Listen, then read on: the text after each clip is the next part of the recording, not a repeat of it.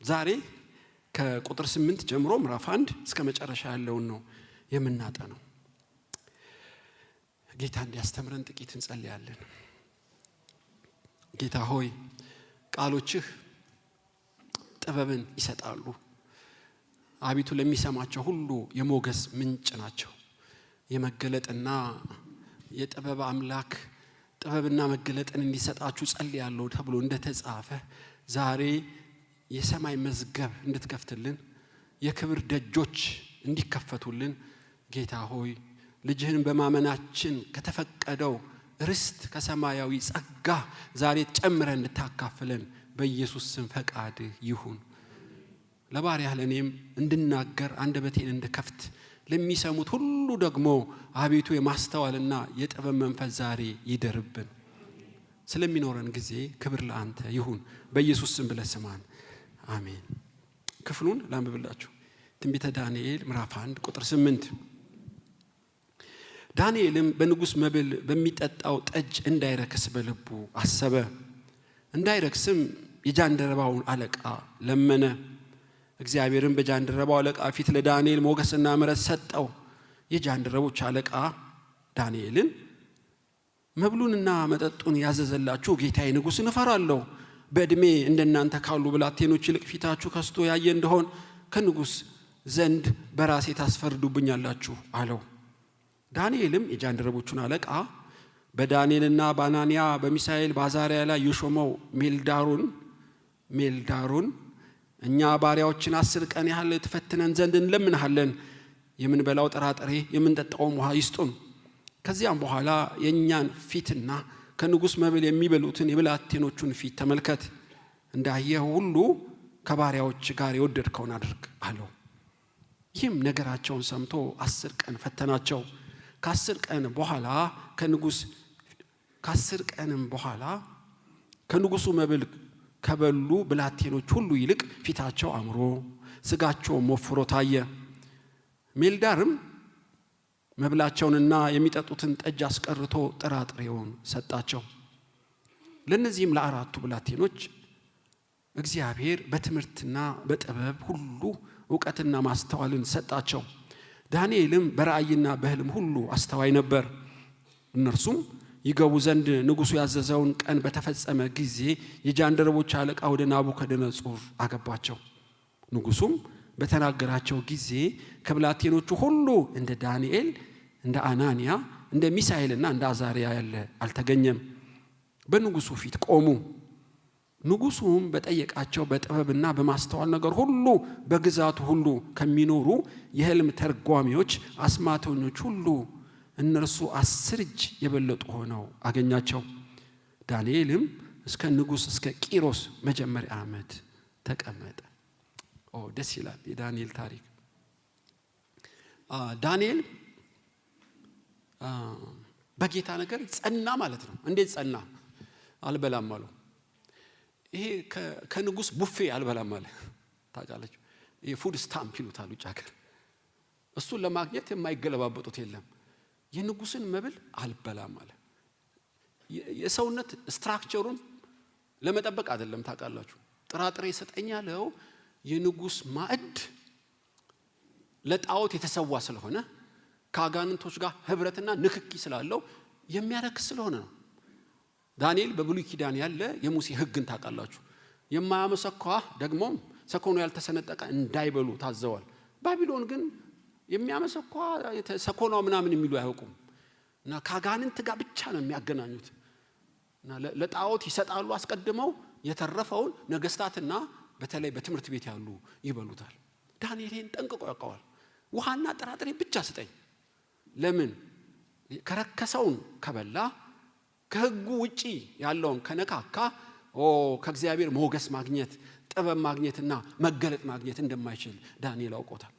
ስለዚህ እለምንሃለሁ አለው እና አልበላም፣ ለጣዖት የተሰዋውን አልበላም። ስለዚህ የሥጋ ፍላጎት ይቀሰቅሳል፣ የዓይን አምሮት ይቀሰቅሳል። ከትምህርት ቤት ከተመረቁ በ120 አገር ላይ ሚኒስትርና ስልጣን እንደሚኖረው ያውቃል። ዳንኤል ግን ከዚህ ሁሉ ይልቅ የአምላኩን ሕግ ሲያስቀድም ታያላችሁ። በልቡ አሰበ። ግን የዳንኤልን ኃያልነት ልነግራችሁ ነው። እና የንጉስ ምግብ ማለት ቀላል አይደለም። በንጉስ ትምህርት ቤት መማር ማለት ቀላል አይደለም። ያዘዘው ንጉሱ ነው።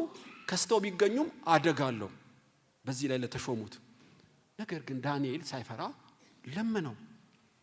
በእነዚህ 400 ጣዖታት 50 መቅደሶች እንዳልኳችሁ የ180 መሰዊያዎች ባሉበት በባቢሎን በቀለጠው ምድር ዳንኤል በፍጹም ሊጓጓ አልቻለም። ገና እኮ ብላቴና ነው። 10 ምናምን ዓመቱ ነው ታውቃላችሁ። እለምንሃለሁ የጃንደረቦች አለቃ ጥራጥሬ እንድበላና እንድትፈትነኝ እለምንሃለሁ። ይሄንን መጠየቅ ማለት ምን እንደሆነ እንደው አሁናዊ ላድርግላችሁ። በአፍጋኒስታን የጦር ካምፕ ውስጥ ኢየሱስ ጌታ ነው ብዬ እንድናገር ፍቀድልኝ እንደማለት ነው። ሞት ነው የሚያመጣብህ። ንጉሱ የፈቀደውንና ንጉሱ የሚበላውን አልበላም ማለት ንቀትም ድፍረትም ነው። እና የ120 ሀገር ንጉሱን ትእዛዝና ስርዓት የመጣስ ስራ ነው የሚሰራው ዳንኤል። አልበላም ፍቀድልኝ። ለምንድን ነው የማትበላው? ያረክሰኛል። የንጉሱ ምግብ ርኩስ ነው ማለት ነው? እንደዛ ነው። እለምንሃለሁ ፍቀድልኝ። ጥራጥሬ ብቻ እንድበላ ፍቀድልኝ። አስገራሚ ጥያቄ ነው። ታውቃላችሁ የአዳም ልጆች ሞገስ ለማግኘት አጋንንታዊ ጥበብ ለማግኘት ሚስጥርን ለማወቅ የማይፈነቅሉት ድንጋይ የለም። እና ነጋዴ ብትለው ባለስልጣን ብትለው አዋቂ ነኝ የምትለው ሁሉ ተብታቢና ደጋሚ ይሰበስባል። ብዙ ሚስጥርን ለማግኘት ገዢ ሆኖ ለመኖር እና ተፈርቶና ተከብሮ እንዲኖር የማይፈነቅሉት ድንጋይ የለም። አንዳንዴ ባለትዳሮችም መስተፋቅር ያስደግማሉ። ሰምቻለሁ በእውነት አንዳንድ ነገር። ስለዚህ አስማተኛ፣ ህልም ተርጓሚ፣ ጠንቋይ በዙሪያቸው ብዙ የሚቀልቧቸው የሰበሰቧቸው ብዙ አሉ ባለጸጎች። ሁሉንም አላለም። አንዳንዶች ግን በዚህ ነገር የተነካኩ ናቸው። ለምንድን ነው ይሄን የሚያደርጉት?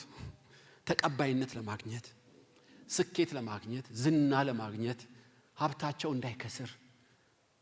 ነገር ግን ለተወሰነ ጊዜ የተሳካ ቢመስላችሁም ፍጻሜው ግን አያምርም። ስለዚህ ነው ናቡከደነጾር እነዚህን ሁሉ መተተኞች 480 መተተኞች ሰብስቧል። ከየሀገሩ 4 እነ ዳንኤል 4 ብቻ ናቸው ያልተነካኩት።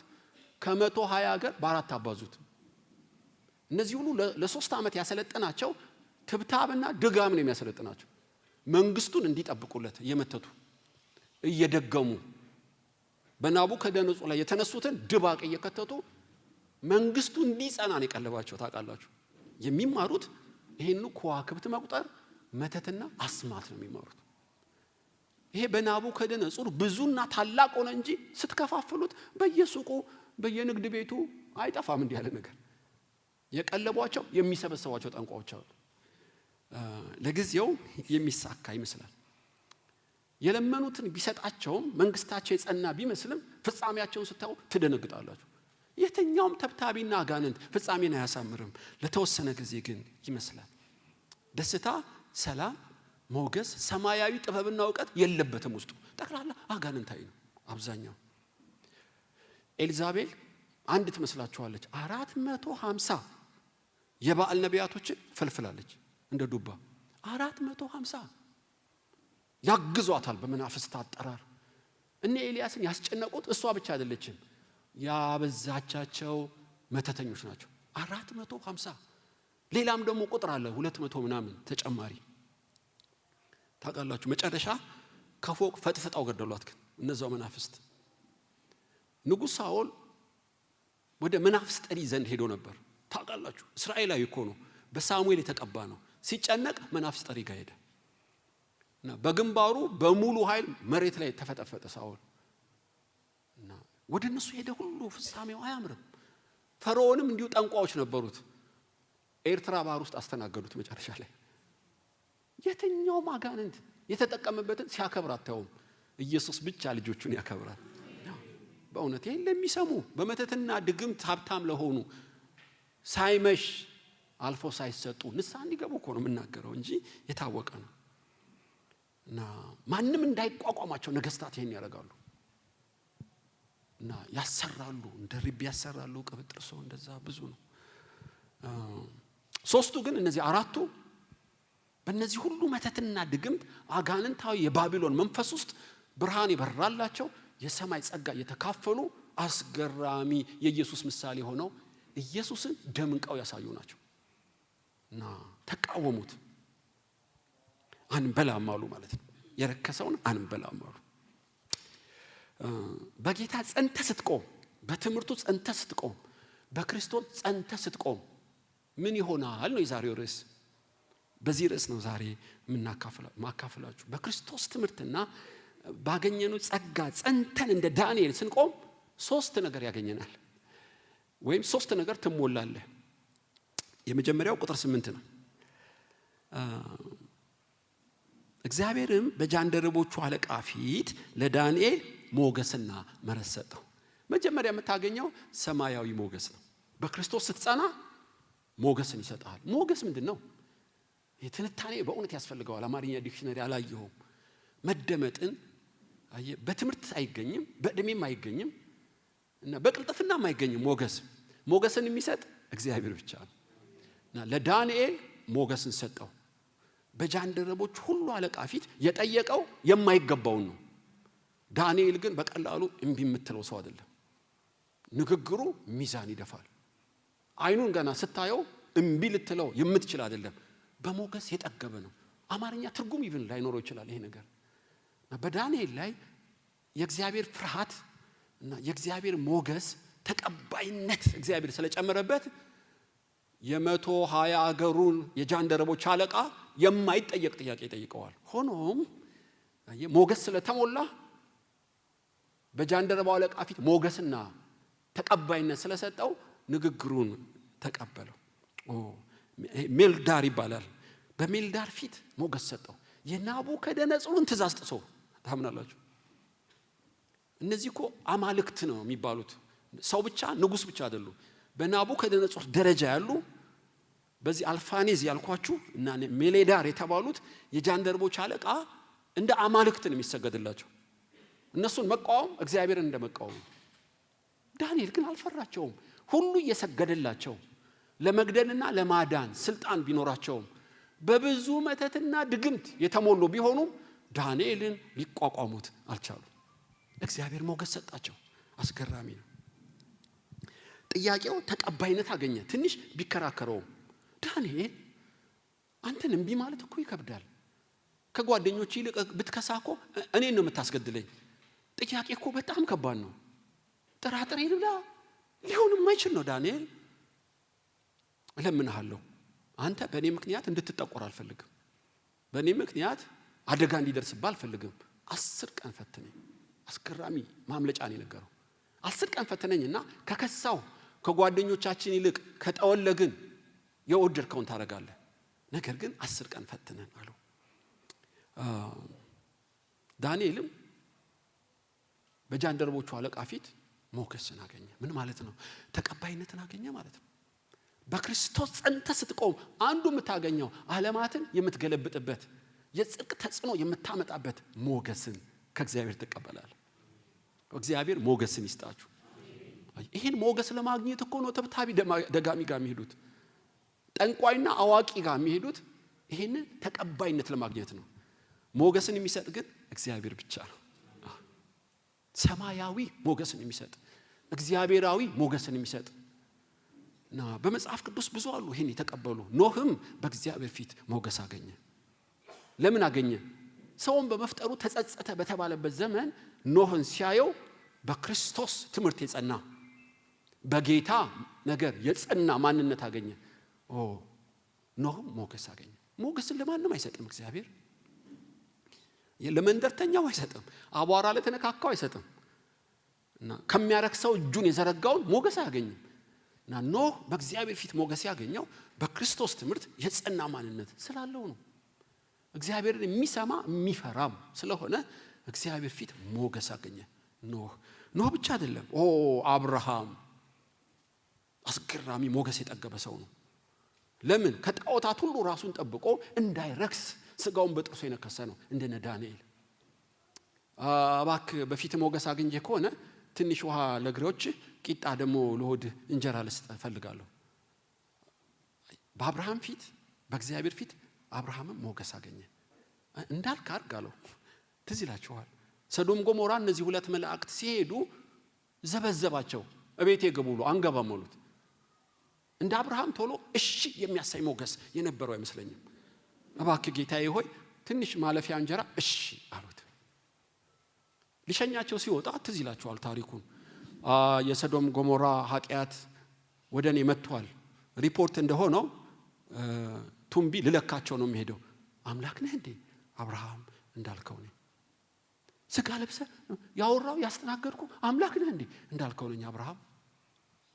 ወዳጄ ብያለሁ። እግዚአብሔር ሆይ ጉዳይ ያለኝ ካንተ ጋር። አብርሃም በፊቴ ሞገስ አግኝተሃል። የፈለከውን ጠይቀኝ። ህልምና ራእይ አይደለም። ቆሜ ነው የምንለምንህ። ምንድነው የምትፈልገው? 50 ጻድቃን ቢኖሩ ታጠፋለህ እንዴ? አብርሃም ያንተን ጥያቄ ኮምቢ ማለት ያስቸግራል። እንዳልከው ነው። አየህ እግዚአብሔር ከሁለቱ መላእክት ጋር ሲሄድ እግዚአብሔር ሆይ አንዴ አፈርና አመዶኝ ንግግር ጀምር ያለው ትንሽ ትቆማለህ? እቆማለሁ አብርሃም። 10 ቀንሰውና 40 ቢሆኑስ 20 ቢሆኑስ? አትቆጣኝ እግዚአብሔር ሆይ 10 ቢሆኑስ? እንዳልከው ነው አብርሃም። ምን አይነት ሞገስ ቢጠግብ ነው ሰውየው። አምላክ በድንኳኑ አፍላፍ የሚያወራው የሚያስገርም ነው። አየህ በጓዳ በስውር የሚያከብሩትን በአደባባይ ያከብራል። እንደዛ ነው። ዳንኤል እንዳይረክስ አሰበ። አብርሃምም እንደዛ ነው። እና ሞገስን ይሰጣቸዋል እንዲህ ያሉ ሰዎች። አብርሃም በሞገስ የጠገበ ሰው ነው። የምታውቁት ሚስቴ ሞታኛለች ባካችሁ እናንተ ፍልስጤም ሰዎች መሬት ስጡኝ። አብርሃም ለአንተ መሬት ከኛ መሃል የሚከለክል አንድ ሰው የለም። ለምን? ከእግዚአብሔር ዘንድ አለቃ ሆነ እንደተሾም እናውቃለን። የመምሬ የስኩል ማን ነው ድርብ ዋሻ ያላትን ለምኑልኛ። ኤፍሮንም በነፃ መሬቱን ዋሻውን ሰጥቻለሁ። አስገራሚ ሞገስ ነው።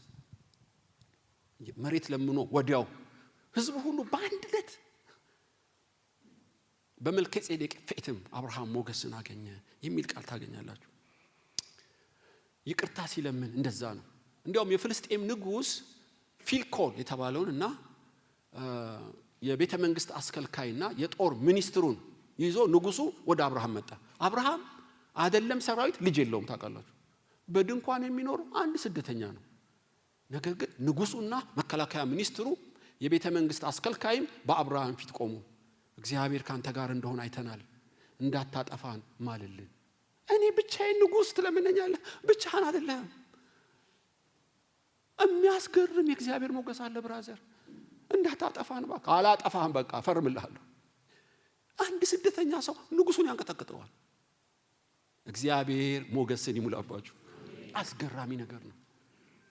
በጌታ ትምህርትና በክርስቶስ ነገር ከጸና ለተወሰነ ጊዜ ነው መከራ የምትቀበለው። እግዚአብሔር የሚሰጥህ አካውንትን ማደርለብ አይደለም። እግዚአብሔር ቤትና ንብረት አይደለም። በዋናነት የሚሰጥህ ሞገስን ነው። የሁሉ ቁልፍ ነው ሞገስ። ይገርማል። እና ዳንኤልም ሞገስን ሰጠው ይላል። ዮሴፍ ገና ሳልናገር ታውቃላችሁ ትንሽ ብላቴና እንደነ ዳንኤል ከሀገርና ቤተሰቡ የራቀ ጠንቋይ መተተኛ ባለበት በግብጽ ምድር የተሸጠ እኮ ነው። ጳጢፋር ማለት የፈርዖን ሁለተኛ ሰው ነው። ከሚስቱ በቀር ሁሉን አሳልፎ ሰጠው። ዮሴፍም በጳጢፋር ፊት ሞገስን አገኘ። ምን ማለት ነው ሞገስን አገኘ? የተናገረው ይሳካለታል። አየህ ገና ስታየው ይከብዳል። ዮሴፍ ትንሽ ልጅ ይመስልሃል። አምላክ ከሱ ጋር ስላለ የሚያደርገውን ሁሉ ይባርክለት ነበር። ፈርዖንም እግዚአብሔር ከዮሴፍ ጋር እንዳለ አየ ይላል። እግዚአብሔር ስጋና አጥንት አለው የሚታይ። የመላእክቶቹ እኮ ክንፍ ያላቸው ሽው ሽው ሲሉ አየ ማለት አይደለም። የእግዚአብሔር ክብር ያስታውቃል።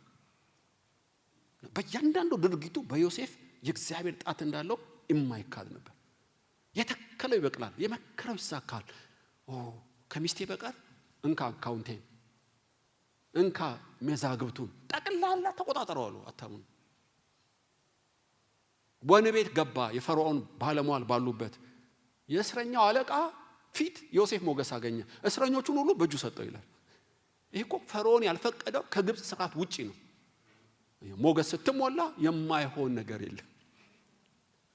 እግዚአብሔር ሞገስን ይሙላባችሁ። ይሄ የሚሆነው በምኞት በቡራኬም አይደለም። በክርስቶስ ትምህርት ከጸና አውቶማቲካሊ ሞገስ ይከተላል። በጩልሌነት አይሆንም፣ በአድማ አይሆንም፣ በቁጣ አይሆንም፣ በጉቦ አይሆንም። ሞገስ በክርስቶስ ለጸኑት የሚሰጥ ነው። ዳንኤል አንዱ እሱ ነው የምንማር። አስቴር ይሄ እኮ ጨካኝ ሃማ ሊገለን ነው። ባጀትና ፈረስ እኮ አስፈቅዶ ቀን ቀጥሯል። ጠቅላላ ሊጨርሰን ነው። አንቺ እያለሽ እንዴት እንጠፋለን? ኖ አጎቴ መርዶኪዎስ 3 ቀን ጾምልኝ። ለምን ነው የምጾምልሽ? ምን እንዲያደርግልሽ ነው የምጾመው? ሞገስ እንዲሰጠኝ። ለምን ባይጠራኝም ከፍቼ እገባለሁ። እግዚአብሔር ሞገስ ከሰጠኝ ታሪኩን እገልብጣለሁ አለችው። 3 ቀን ጾሙላት። ሳትጠራ በቤተ መንግስት ምንጣፍ ላይ መራመድ ጀመረች። ቦዲጋርዶችን ሰንጥቃ ሄደች። በሩ ሲከፈት የወርቁን ዘንግ አነሳላት። አስቴርም በንጉሱ ፊት ሞገስን አገኘች። አስቴር የፈለግሽውን ለምኝኝ፣ የወደድሽውን እሰጥሻለሁ አላት። የዘላለም አምላክ።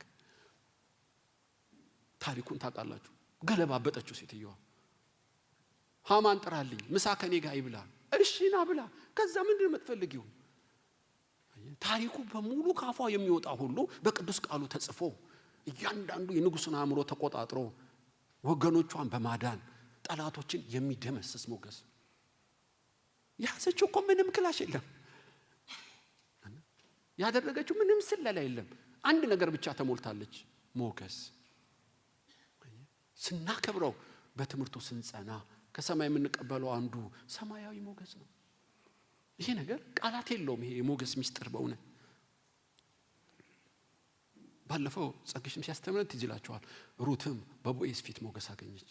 ሴትዮዋ እኮ ስደተኛ ነች፣ ሞዓባዊ ነች። እንዲያውም ብትፈልጉ በእግዚአብሔር መቅደስ 5 ትውልድ አይግባ ከተባለች ነች። እና ሻሻ ስራ ቱታ ለብሳ ዘንቢል ይዛ እኮ የኔ ቢጤ አይነት በሏት። ቃርሚያ እኮ የምትቀም ነገር ነች። በጣም የከበረው ቱጃሩ ቦዔዝ ፊት ሞገስ አገኘች። ምን ካልኩሌሽን ትሰጠዋለህ? ኮስሞቲክ ተቀብታ ሽር ጉድ የምትለው እኮ ሞገስ የለትም። እቺ ሻሽ ለብሳ በቃ በራች። ይሄ የእግዚአብሔር ጣት ካልሆነ ምን ታደርገዋል? ኢዮቤድን እሴይን የኢየሱስ እናት ሆና ቁጭ አለች። ለምን? ድንገት ከመሬት ያገኛት እንደ ጆከር ያገኛት አይደለም። ባግራውንዷን ስታይ ለታመኑት በክንፉ ለሚጠለሉት ላለመርከስ ራሳቸውን ለሚጠብቁ ሞገስ ይሰጣቸዋል። እግዚአብሔር ሞገስን ይስጣችሁ። በእውነት አስገራሚ ነው የእግዚአብሔር ስራ። ነህምያም በጠጅ አሳላፊው ፊት ሞገስ ነበረው፣ የለመነውንም ሰጠው። ሐዋርያቱም ብዙ ሞገስ ነበራቸው፣ ይፈሩ ያከብሯቸው ነበር። ድንቅ ነው ወገኖች። በጌታ ትምህርት ስትጸና አንዱ የምታገኘው ሞገስን ነው። ድሮ የተረት መጽሐፍ ሳነብ ጦጣዎች ማር ላሱ ይላል እና ማን የበላው አላቸው። ሁሉም አፋቸውን በጨው አጥበው ማንም እኛ አልነካንም አሉ። ማሪን አልበላችሁም? ወደ ወንዝ ትመጫለሽ ዝለይ ያላቸው። በቃ የነካካ መዝለል አይችልም። እና ውጣ ዝም ያለችው ውሃ ውስጥ ቁጭ። እና ዳንኤል የነካካው ነገር ስለሌለ ለመዝለል አይከብደውም። አንዳንድ ነካክተሽ መዝለል አትችይም። ኬላ አለ መዝለል የማትችለው ትራፊክ ይመጣባል።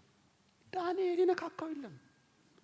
የስልጣን ለማግኘት ብሎ ከረከሰው ካጋንንተ ማህበር ወዲህ ብሎ ያምታታው የለም። ያውቃል ሞገስ የሚሰጠው በጌታ ለታመኑት እንደሆነ ያውቃል። መቼም ስለሚቀረጽ እየተጠነቀቅኩ ለትምህርታችን ከሆነ ጥሩ፣ ካልሆነ ዲሊት ያደርገዋል። ወንድም ያለ አንድ ቦክሰኛ በ45 ኪሎ ግራም ይመስለኛል ቆይቷል። አሜሪካ ሀገር ሄዶ አፍሪካን በሙሉ ዘርሮ ይመስለኛል። አሜሪካ ውስጥ የቦክስ ውድድር አለ። እኔ ሲሸኝ ነው አውሮፕላን ማረፊያ ትዝ የሚለኝ። ስንት እስክስታ፣ ስንት ሽብሸባ፣ ባንዲራ ይዘው አይዞ በርታልን፣ ወርቅ አምጣልን አለሁላችሁ አለ። እና በአውሮፕላን ውስጥ ሲሰጡት ሲበላ፣ በርገሩን ሲበላ፣ ማክዶናልድ ሲበላ፣ ልክ በሪሲኒንጉ ሰዓት ሲመዝኑት ስንት ኪሎ ጨምሯል። እንዴ አንተ አገርና ባንዲራ አደራ ተብለ ዝም ብለህ ትበላለህ እንዴ? በመጣ አውሮፕላን ተመለስ አሉት። ቆይቷል። በርግጥ ትንሽ ልጨምር ልቀንስ እችላለሁ። አውዱ ግን ይሁን አልበላም፣ ኃላፊነት አለብኝ፣ ተልእኮ አለኝ፣ የስንት ሚሊዮን ባንዲራ ይዤ ነው የመጣሁት አይልም እንዴ? እና ዳንኤልስ አልበላም ብራዘር፣ የመለኮት ፕሮግራም አለብኝ፣ ባቢሎንና ፋሪስ ሜዶንን የባቢሎን ግዛት ልገለብጥ ነው የመጣሁት፣ ከአጋንንት ገበታ አልበላም። አስደናቂ ልጅ ነው ብላቴናው። ሞገስ የሚያሳጣ ምንድነው? በስውር የምንነካካው ነገር ነው። በጓዳ ከረከስክ በአደባባይ መቀደስ አትችልም። ዳንኤል የስውር ህይወቱ ላለመርከስ ያለው ቁርጥ ውሳኔው ነው በአደባባይ ክብር እንዲገለጥበት ያደረገው። ትዝ ይላችኋል ሮቤል የያዕቆብ የበኩር ልጅ ነው፣ ግን ሞገስ የለውም። አንድ ቀን ልመናው ሲሰማለት አላየውም። አባቱም ፈቃደኛ አይደለም። ወደ ኋላ ሳጠናው ከእንጀራ እናቱ ጋር ተነካክቷል። ዝሙት በስውር ስለሰራ በአደባባይ ዘባራቂ ሆኖ ቁጭ አለ። ምንም ሞገስ የሌለው። እኔ ቃሉ ይመጥነን ከሆነ አላውቅም፣ ቀልበቢስ ይባላል። ምን እንደሆነ አላውቅም። ቀልበቢስ እና እድሜው እንዲሁ ዝም ብሎ ውዥውዥ የሚለው እንጂ ሮቤል ሞገስ ተነስቶበታል። ለምን? በጓዳ ያከበሩትን ነው የሚያከብረው።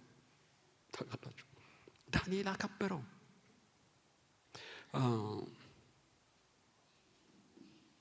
በሁለተኛ ሳሙኤል 22:26 ላይ ዳዊት የተናገረው ቃል ይገርመኛል።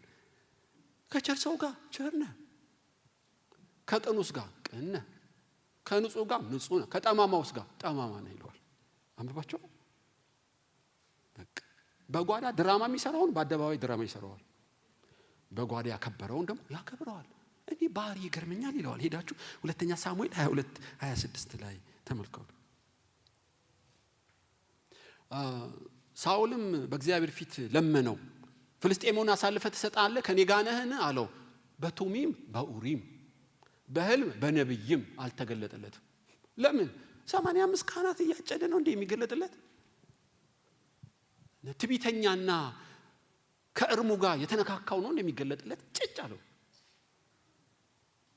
የሚያስገርም ነው። ሞገስ የሚሰጠው በትምህርቱ ለጸኑት ነው። ታውቃላችሁ ኢየሱስ ከገሊላ ጀምሮ ሲያስት ነበር አሉት። ገሊላዊ ነውን? እንግዲያ ወደ ሄሮድስ ግዛት ወሰዱት።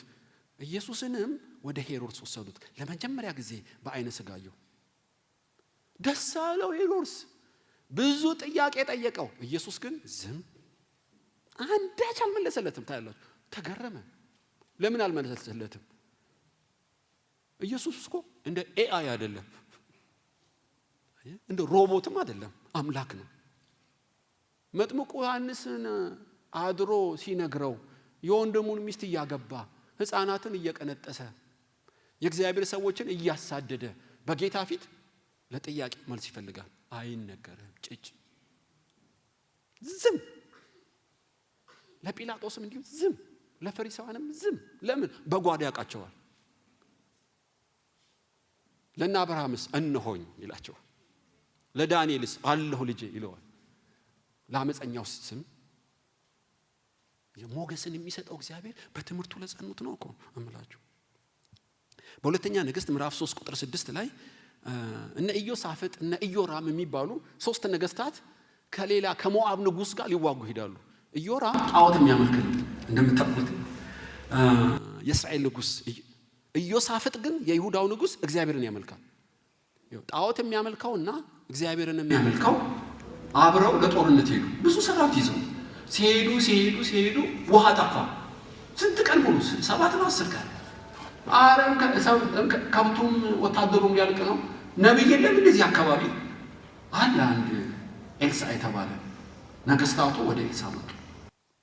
እባክህ ኤልሳ በፊት ሞገስ እናገኝ፣ ሰራዊቱ እኮ ሊያልቅ ነው፣ ጠላት እኮ እጅ አልፈን ልንሰጥ ነው፣ ከሰማይ አምላክ ለምንልን። ኤልሳም ተቆጣ። ሂድና የምታመልከው አምላክ ይስጥህ። በችግር ሰዓት ነው እንደምትለምነኝ? ሕያው እግዚአብሔርን የሚያመልከው ኢዮሳፍጥን ባላፍር ኖሮ አንተን ጸሎትን ባልሰማው ነው አሉ ይላል። ቦታው ሁለተኛ ነገሥት ምዕራፍ 3 ቁጥር 6። የእስራኤልን ንጉሥ ኢዮሳፍጥን ባላፈር ለአንተ ጸሎት አልመልስም እምሽቅ ብለህ ታልቅ ነበር። በሉ በገና አምጡልኝ ለኢዮሳፍጥ ስል እግዚአብሔርን ያመለከ እሱ ስላለ በገና አምጡልኝ። ውሃም አታዩ፣ ንፋስም አታዩም፣ ደመናም የለም፣ ጉድጓድ ቆፍሩ ውሃ ይሞላል፣ ጠላቶቻችሁን አሳልፎ ይሰጣል የሚል መገለጥ ከሰማይ መጣ። ለኢዮሳፍጥ ሲል ሞገስን ኢዮሳፍጥ በኤልሳ ፊት አገኘለ። ኢዮራም ግን በጌታ ፊት የተወደደ አልነበረም። ስም አልጠራም። አንድ የምታውቁት ሰው መዝሙር ኮንሰርት አዘጋጀ። እዛ እኔ የምማርበት ኮሌጅ ጠቅላላ የሀገር ዘማሪ መጣ። በተለይ አንዱ አሜሪካዊ ነው የመጣው እና እኛ ቴዎሎጂ ተማሪ ስለነበር ኩል ብለን ሞላ የሙዚቃ ኮንሰርት ተብሎ እና አሜሪካዊ የዘመረው አሉ ገና ሳይነግረን አነበቡልን ታሪኩ። ጥቁሮች ከደቡብ አፍሪካ ተግዘው በመርከብ ላይ ሄደው አሜሪካ እንደዚህ ሲሆኑ በዛ የዘመረው ጠቅላላ ከደቡብ አፍሪካ አሜሪካ ድረስ ዘመረ። ሰማን። ሌሎችን በቃ ዘመረውቆቹ ሰማን።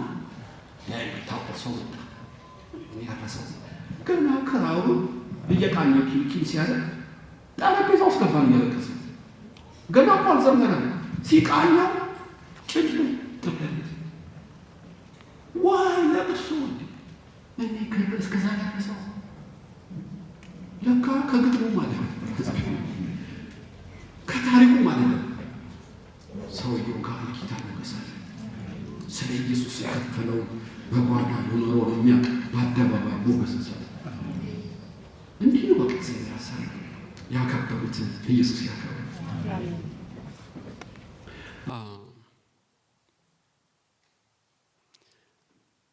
ኢየሱስ እግዚአብሔርን የማያምኑ አንድ ፕሮፌሰር እና እግዚአብሔርን የሚያምን አንድ አስተማሪ ሪሰርች ሰሩ ይባላል።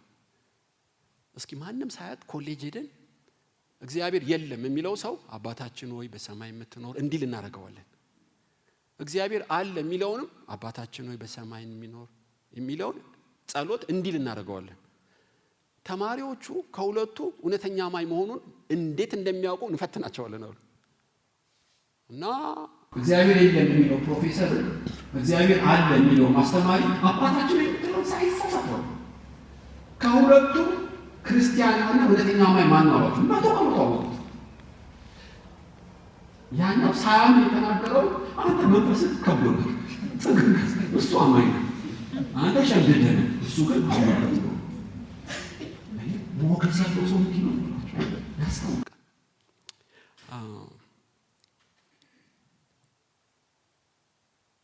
ያስቄዋ ልጆችም በጌታ በኢየሱስም ልቀቅ አሉት። ኧረ ብራዘር ጳውሎስን አውቀዋለሁ ኢየሱስን አውቃለሁ አንተ ማን ሆነህ ነው የምታዘኝ? ደበደባቸው፣ አቆሰለ፣ ራቁታቸውን ሸኛቸው በካልሹ አለቀ። በጓዳ እግዚአብሔር ትምህርት በክርስቶስ ወንጌል ሳትጸና ሞገስ ማግኘት አትችልም። እኔ እንዲያውም አንዱ ሁለቱ እያልኩ ልንገራችሁ እንጂ ልቀቅ አለው። ቀጭን እኮ ነው እሱ ራሱ እና ያ ስፒሪት ያለው ሰው በጣም ወፍራም ነው። እኔ ነው ልቀቅ የምትለኝ? አዎ እንደዚህ ያንጠለጥለው እንደ ኳስ ከዛ ላይ ሆኖ ፈራ ማለት ነው። ጓደኛው ይኸው እንዳጥለው ይለዋል። ኧረ እባክህ ያላሰበውን አታሳስብብኝ።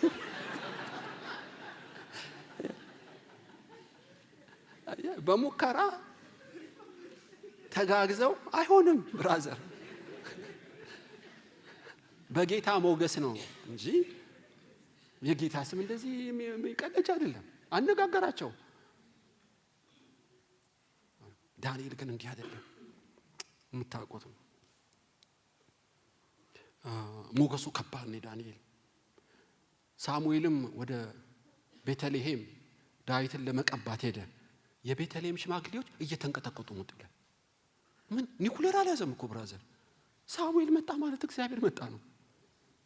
በሰላም ነው ለምን መጣ አሉት። በሰላም ነው መስዋዕት ላቀርብ ነው እሴይና ልጆቹን ቀድስልኝ።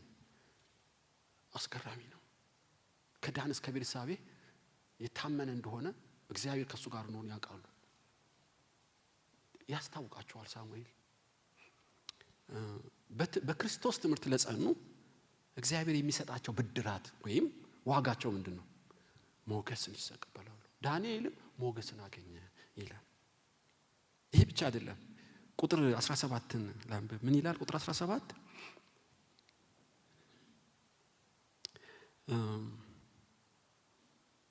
ለነዚህም ለአራቱ ብላቴናዎች እግዚአብሔር በትምህርት በጥበብ ሁሉ ዕውቀትና ማስተዋልን ሰጣቸው።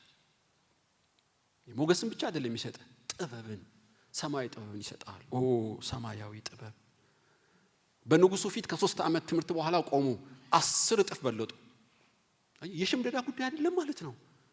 የሚናገሩት ቃል የጊዜውና ሰማያዊ ነው። ንጉሱ ራሱ በጣም ገረመው። ይሄ በቃላተኞች በሽምደዳ በዲግሪ የምታመጣው አይደለም። ጥበብን የሚሰጥ አምላክ በሰማይ አለ። 10 እጥፍ ተአምር እኮ ነው። ልዩ መንፈስ ከሌለ በቀር የሰማይ ጥበብ ልትሞላ አትችልም። እግዚአብሔር ለሚያከብሩት በትምህርቱ ለጸኑት ምን ይሰጣል? ሞገስን። ሌላስ? ጥበብን ነው። እነዚህ 3 ነገሮች አሁን ማካፈላችሁ ካለ ኮምፕሊትሊ ያላችሁበት አካባቢ ይቀየራል። ዳንኤል ጥበብና ማስተዋልን ሰጣቸው።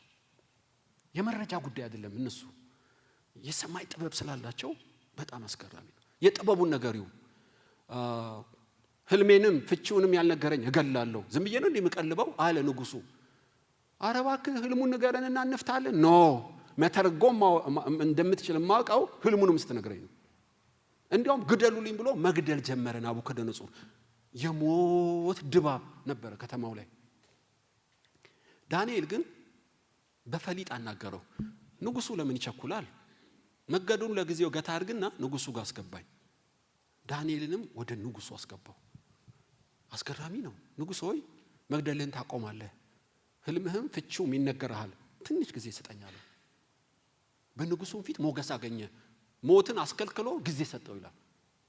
እና ጥበቡን ተመልከቱ። ሞትን ሲያስቀር ጣዖትን ቢያመልኩ ማለደላቸው እና ገዳውንም አስገዳዩንም ራሱንም በዙሪያ ያሉትን ሁሉ ከተማውን ሞትን ቀጥ ያደረገው በጥበብ ንግግሩ ነው። አስገራሚ ጥበብ የተሞላ ሰው ነው። ጥበብ ምን ማለት ነው? ልዩ ችግርና አጣብቂኝ ስትገባ እንቆቅልሽን መፍታት ማለት ነው። እና የሚናገረው የጥበብ ቃል ትንሽ ነች፣ ብትንትኑ ነው የሚያወጣል። በአደባባይ ከሚጮህ ሰነፍ ንጉስ ይልቅ ጠቢብ ድሃ ይሻላል ይላል ምሳሌ ላይ። የጥበብ ብልጫ ከእንቁና ከኢትዮጵያ ቶጳዚዮን ይበልጣል ይላል። የኢትዮጵያ ቶጳዚዮ ምን እንደሆነ አላውቅም። በእርግጥ ግን ምሳሌ ላይ ኢዮብ 28:18 ላይ የጥበብ ዋጋዋ ከቀይ እንቁ ይልቅ የከበረ ነው። የ120 ሀገር ንጉስና ባቢሎንን አንድ ሰው ነው ያንቀጠቀጠው። ይሄም ሰው ሞገስ አለው፣ ሰማያዊ ጥበብ አለው። ሊቋቋሙት አልቻሉ። ምሳሌ ላይ ቆንጆ ሴት አይተሃል፣ ስልክክ ያለች ጥበብ ግን የሌላት። ምሳሌው አልንገርህ፣ አሳማ አፍንጫ ላይ የወርቅ ቀለበት ያላት በላት ይላል። አሳማ ልኩስኩስ ነው የምታውቁት። እዚህ አጥበው እዚህ አመድ ውስጥ ነው። አፍንጫው ላይ የወርቅ ቀለበት አድርግለት ስለሚል ኮሰኮስ ወርቁንም እንደዚሁ ያልኮሰኩሰዋል ማለት ነው። ቆንጆ ሴት ጥበብ ከሌላት የአሳማ አፍንጫ ቀለበት በላት። የሰለሞን ንግግር ከባድ ነው። ስለዚህ አሁን በፖስቸር በቁመት በፀጉር ርዝመት ብቻ አይደለም ጥበብ አላት። ውቢት ኢትዮጵያ የምትባል ውቢት ዓለም የምትባለው ድሮ በቁንጅኗ ብቻ ነበር። አሁን ስለ ሴቶች ስለ ሕፃናት ጥያቄ ጠይቋታል። ዝም ብለ ስልክክ ብለ አእምሯ ባዶ ከሆነ ሂጂ ነው የሚሏት። ባይብል ልክ እንዲህ የሚለው ማለት ነው። የጥበብ ዋጋውን እንዴት ታላቅ ነው በመጽሐፍ ቅዱስ። ስለዚህ ሰለሞን ይሄ ማለት ዳንኤል በጥበብ በእውቀት በማስተዋል ሁሉ የተሞላ ነበር ይላችኋል። እግዚአብሔር ጥበብን ሰጠ። ቁጥር 17 ላይ ዳንኤልም በትምህርት እነዚህ አራቱ በትምህርት በጥበብ በእውቀት በማስተዋል ሁሉ ተሞሉ፣ ሰጣቸው እግዚአብሔር ይላል። ከእግዚአብሔር የሚሰጥ ነው ማለት ነው በእውነት። በኢሳይያስ 11:2 ላይ የእግዚአብሔር መንፈስ የጥበብ የምክር ራስን የመግዛት መንፈስ ነው፣ የእውቀት መንፈስ ነው ይላችኋል። መንፈስ ቅዱስ ስትሞላ ጥበብ ትሞላለህ። ቆላስይስ 2:3 ላይ የተሰወረ ጥበብ የእውቀት መዝገብ ሁሉ ከኢየሱስ ዘንድ ነው ይላችኋል። ለዳንኤል ከተሰጠው በላይ የጥበብና የእውቀት መዝገብ ኢየሱስ ውስጥ አለ ይላል። ድንቅ ነው። አንዲት ሴት ልጇ መልከ መልካም ነችና አንድ ጎረምሳ አስቸገረ። መንገድ ላይ አላሳልፍ አለ። በቃ ኧረ በእግዚአብሔር ይባል ለፖሊስ ሁሉ አስቸገረ። እናትየዋ ተሳቀቀች። ራሷን የነገረችኝ ምን ውስጥ ልክተታት ልጄን ይሄ ጎረምሳ አንድ ነገር እንዳያደርግብኝ እና ሄዳ ለጎረምሳው እናት ነገረቻት። ልጅሽ አስቸገረኝ እንዳላሳስረው እንተዋወቃለን እምቢ እንዳለ ልጄ እኮ ተሳቀቀች እና አስቸገራው። ታዩ ለኔ በአንድ ቀን ነው ጭጭ ማረግልሽ። ምን አድርገሽ ልጅሽን ይዘሽ እኔ ምሳ ጋብዝሻለሁ፣ ተቸጋሪዋ ልጅሽን ይዘሽ ነይ እና ምሳ ለመጋበዝ ልጇን ይዛ ሄደች አስቸጋሪው ቤት እና አስቸጋሪው ልጇንም ጠራችሁ። ውሸት ቢሆንም ግን ጥበቧን አደነኩ በእውነት። እቺ ልጅ ታውቃታለህ? ኧረ እኔ አውቃታለሁ። ማሞኗን ታውቃለህ? እኔ አላውቅም። እንዴ ያክስት ልጅ እኮ ነች፣ የሥጋ ዘመድ ናት። እሷ የኔ ዘመድ ነች። ለእኔ ታያት ቦዲ ጋርዷን ይነኛል። ገረመኝ፣ ጥበቧ ገረመኝ። መጽሐፍ ቅዱስ ላይ እንደዚህ ያሉ ብዙ አሉ።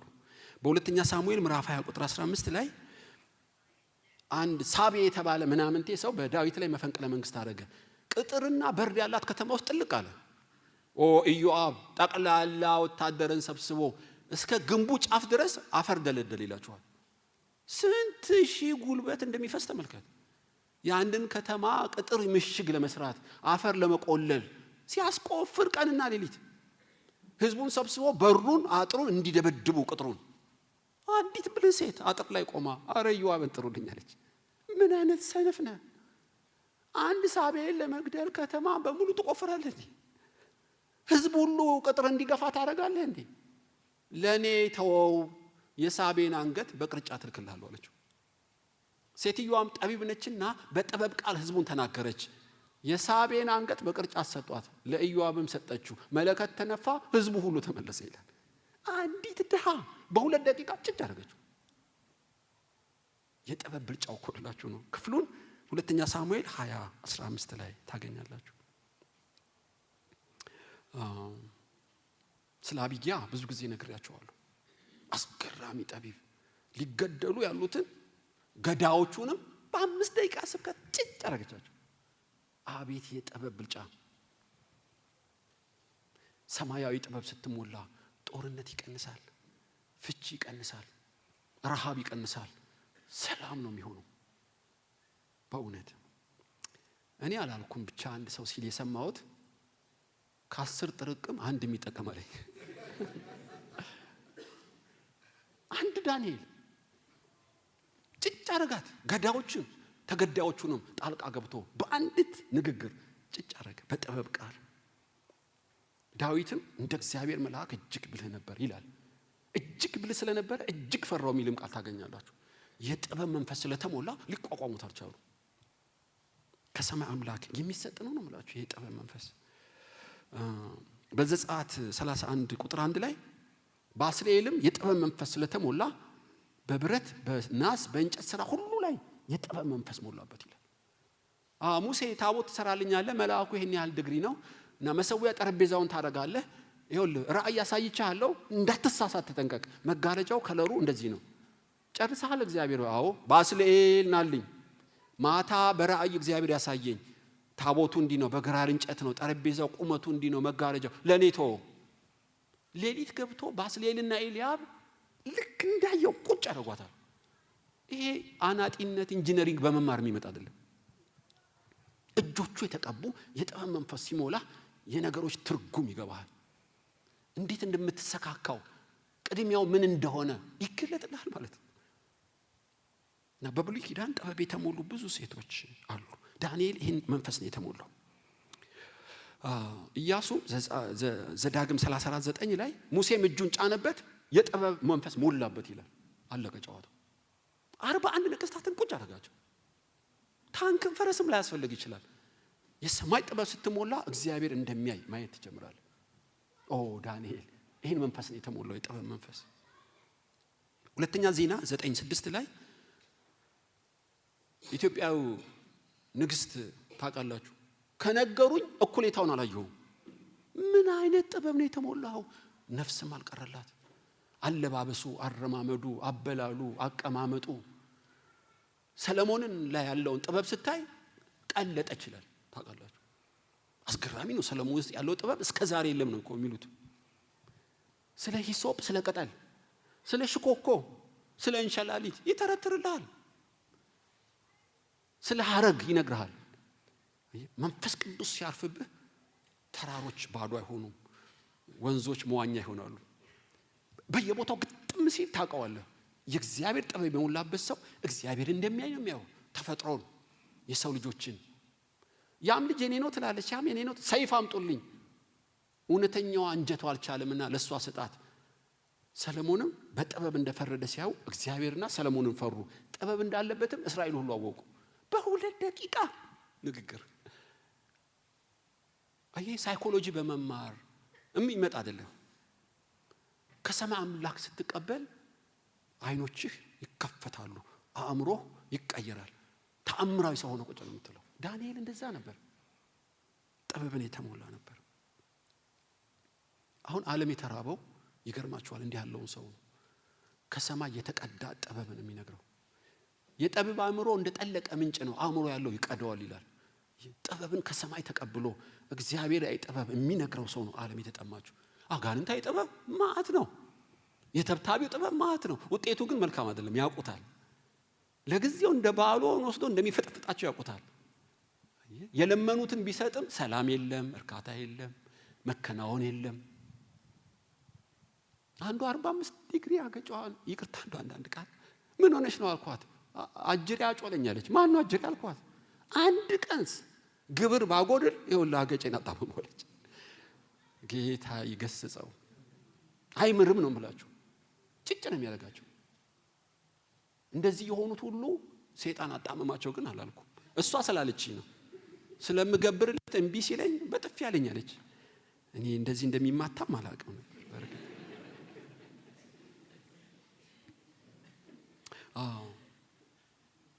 አጋንንቶች እንዲህ ናቸው። ያለማምዱህና አንድ ግብር ካቆንክ ያነጋግሩሃል። አይምሩህም እና በፍርሃትና በመንቀጥቀጥ ነው የሚኖሩት በሱ ግዛት ያሉ። የኛ ጌታ ግን ሞገስና ጥበብን ይሰጣል። ምሕረቱ ለዘላለም። ይሄ የጥበብ መንፈስ ሲበዛልህ እንደ ዳንኤል ቁጣን የምታበርድ፣ ማንን እንዴት እንደምታናገር፣ መቼ ምን ማድረግ እንዳለብህ ዝርዝር እውቀት ነው የሚሰጥ። አንተ በቂ ነህ ለሀገር። እንደ ዳንኤል ድባቡን ትቀይረዋለህ። እንደ ጨው እንደ ብርሃን ተፈላጊ ትሆናለህ። ለዳንኤል የተሰጠው ከሞገስ ጋር ጥበብን ጨመረበት። በጌታ ትምህርት ስትጸና ከሰማይ የሚሰጥ በረከትና ረድኤት የሰማያዊ ሞገስና ጥበብ ነው።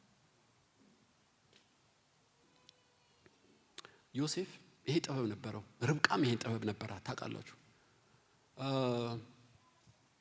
ህልሙን ተተረጉምልኝ ትችላለህ? ፈርዖን እኔ አይደለም ተረጉምልህ፣ እግዚአብሔር ነው የሚተረጉምልህ። የጠገቡ ላሞችና የጠገቡ ስንዴዎች እንዲህ ናቸው። ስለዚህ ደግሞ የከሱት ይመጡልሃል። ረሃብ። አሁን ምልህን ስማ፣ አንድ ሰው ትፈልጋለህ፣ በግብጽ ሁሉ ላይ ትሾመዋለህ። ግብጽ በረሃብ እንዳጠፋ ሙሉ ስልጣን ስጠው። ስለማን ነው የሚናገረው? ስለ ራሱ እኮ ነው። እኔ ዮሴፍን ሹመኛ አይበለው እንጂ ካንተ የተሻለ ማን ነው የሚል በር ከፈተለት። ይኸው ለአንድ ሰው ትፈልጋለህ ይለዋል። እኔን ትሾማለህ አላለውም። የጥበቡ ብዛት። ይሄን ሰው ካስቀመጥከው ያ ሰው እኮ አንተ ነህ አለው። አሜን እኔ ነኝ አለው። ቀለበት አርግልኝ አለው። አነጋገራት ግብጽን። በ2 ደቂቃ ንግግር ፕራይም ሚኒስተር ሆኖ ቁጭ አለው። ዊዝደሙን ነው። ርብቃም ብዙ ጥበብ አላት፣ ጊዜ የለኝም እንጂ። ጌታ ኢየሱስማ ያው ታውቃላችሁ ምሳሌያችን ብቸኛ። አንድ ኤግሎም የተባለ ንጉስ ለ80 ዓመት ናኦድ አሳርፏቸዋል። ኤግሎም የእስራኤልን ሀብት እየበላ ሆዱ በጣም የወፈረ ንጉስ ነው እና ግብር ገበረለት ናኦድ። ግብሩን ከሰጠው በኋላ እቃ እንደረሳ አስመስሎ ተመለሰ። ለምን ተመለስክ አለው። ንጉስ ሆይ ከእግዚአብሔር ዘንድ ላንተ መልእክት አለኝ አለው። በጆሮ የሚነገር ሚስጥር አለ አለው። ቦዲጋርድ ውጡልኝ፣ በሩን ቆልፉልኝ አለ። ብቻውን ዙፋኑ ላይ እንደተቀመጠ ከግራ እግሩ ጩቤ ያወጣና ሆዱ ላይ የእግዚአብሔር መልእክት ነው ብሎ ቀረቀረለት። እዛው እንደተቀመጠ ሞተ። በሩን ቆልፎ ናዖድ ሄደ። ለ80 ዓመት ይመስለኛል ምድሪቷን አሳረፋት። ገዢውን ጭጭ አደረገው። ብቻውን ነው እህል ተሸክሞ ገብቶ ንጉሱን ጭጭ አድርጎት እስራኤልን ነፃ ወጣ። ወታደር የለውም፣ ታንክ የለውም፣ ጀት የለውም። በአንድ ጥበብ የእስራኤልን ተግዳሮት ዘረረው።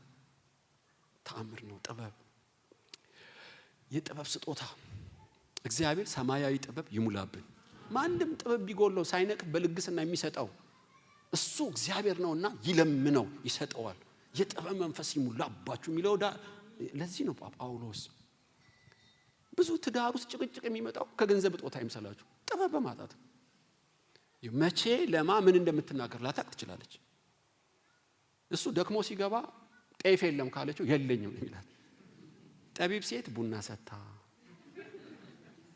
አየ እራት ሰታ፣ ሞቅ ሲለው 50 ኪሎ ካለችው 100 ኪሎ ነው ይሰጥ። ቸርችን ብጥብጡ እኮ ይሄ ነው። ለማ ምን ነገር እንዲገባው አይታወቅም። አገራዊ ጦርነትም ይሄ ነው። አንድ ጥበብ ያለው ብቅ ሲል በስርዓት ይመራዋል። እንደ ዳንኤል ጠቢብ ሰውን ያብዛልን በእውነት። ሶስተኛና የመጨረሻው በክርስቶስ ትምህርት ስትጸና፣ በእግዚአብሔር ቃል እውነት ስትኖር ከእግዚአብሔር የሚሰጥ ብድራት ምንድነው? አንደኛ ሞገስ ነው። ሁለተኛ ሰማያዊ ጥበብ ነው። ሶስተኛውስ መገለጥ ነው። ሄዳችሁ ቁጥር 17 ነው ምዕራፍ 1 ሚስጥርን መግለጥ፣ የተደበቀውን ማወቅ፣ የተከደነውን መክፈት የምትችልበት የእውቀት ቃል ይሰጣል። ከጥበብ የተለየ ነው ይሄ። ቁጥር 17 ምዕራፍ 1 ለነዚህም ለአራቱ ብላቴኖች እግዚአብሔር በትምህርት በጥበብ ሁሉ እውቀትና ማስተዋልን ሰጣቸው። ዳንኤልም ይላቸዋል፣ አዲስ ርዕስ ይጀምራል። በራእይና በህልም ሁሉ አስተዋይ ነበር። ራእይና ህልም የሚባለው በንግግር የሚገለጥ አይደለም። የተሰወረውን የመግለጥ የተከደነውን የመክፈት አቅሙ ትገረማላችሁ። ህልም ነግረው ፍታልኝ አይደለም፣ ህልምህንም ፍቺውንም ቁጭ ነው የሚያደርግልህ። ህልሙና ራእዩማ የራእዩን ወደፊት ነው የምናጠነው። የተሸሸገውን የታፈነውን የተከደነውን በጨለማ የተሰወረውን የመግለጥ አቅሙ በጣም ትልቅ ነው ዳንኤል። ስለዚህ ነው ኤፌሶን 1:17 የጥበብና የመገለጥ መንፈስ እንዲሞላባችሁ ቀንና ሌሊት ጸልያለሁ። ጥበብ ብቻ አይደለም መግለጥን የተሰወረውን ማወቅ እንድትችሉ እለምናለሁ ይላል ጳውሎስ። እንዲያውም ቆላስይስ 2:3 የተሰወረ የጥበብና የእውቀት መዝገብ ሁሉ በኢየሱስ ውስጥ አለ ይላል። ከዳንኤል የሚበልጥ ኢየሱስ እዚህ አለ። አባታችን የጥበብና የእውቀት የመገለጥ ሁሉ ምንጭና መዝገብ ኢየሱስ ለታመኑት ያድላቸዋል። በ18 ዓመቱ ገደማ እኮ ነው ይሄን ሁሉ ዳንኤል የሚሰራው። ይሄ ኮከብ ቆጣሪ አስማጣሪ ሁሉ አቅማቸው ውስን ነው። ሊፈቱት የማይችሉት ኬዝ ስተዲ ቁጭ አድርገላቸው፣ ህልሜንም ፍቺዋንም ቁጭ አድርጎ አላቸው። ንገረንና እንተረጉምልህ። አይ ማጭበርበር ታቆማለህ። መተርጎም እንደምትችል ማቀው አይቸው የጠፋብኝን ህልም ቁጭ ስታደርጉ ነው አለ። ቢባል ንጉሱ ፍንክች አለላለ። ይሄማ የሰማይ የልዑል አምላክ መንፈስ ያለበት ብቻ እንጂ በምድር ላይ እንደዚህ የጠየቀ እንደዚህም የገለጠ የለም። የልዑል አምላክ መንፈስ ያለው ብቻ ነው አሉ ጣዖታት። አዎ የልዑል አምላክ መንፈስ ያለው አለው አለ። ሃሌሉያ። ተረተረለት፣ ገለጠለት፣ አየ አሳወቀው፣ መጋረጃውን ከፈተለት። ስጋ ለባሽ የማይችለውን ምስጢርና ራእይ ይዘረዝርለት ጀመር። ዳንኤልማ እስከ ኢየሱስ ምጽአት ነው የተረተረው። ገና እኛ ያላየነውን አይቶታል። የጥበብና የመገለጥ ምስጢርን የማወቅ መንፈስ፣ የመገለጥ መንፈስ በትምህርቱ ለጸኑ እግዚአብሔር ላከበሩት የሚሰጠው።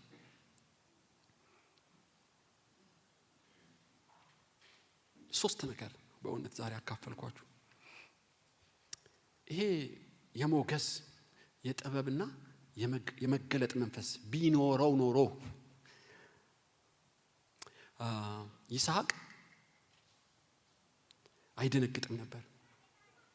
አይኑ ታውሯል። እኔ የበኩር ልጅህ ኤሳው ነኝ ቢለው የመገለጥ መንፈስ ቢኖረው ያዕቆብ አያታልለው። በመረጃ መኖር ጀመረ። እስቲ ላሽትትህ፣ እስኪ ልሳምህ፣ እስኪ ልዳስህ። ለምን? የመገለጥ መንፈስ የሌለው በዳሰሳ አታገኘውም።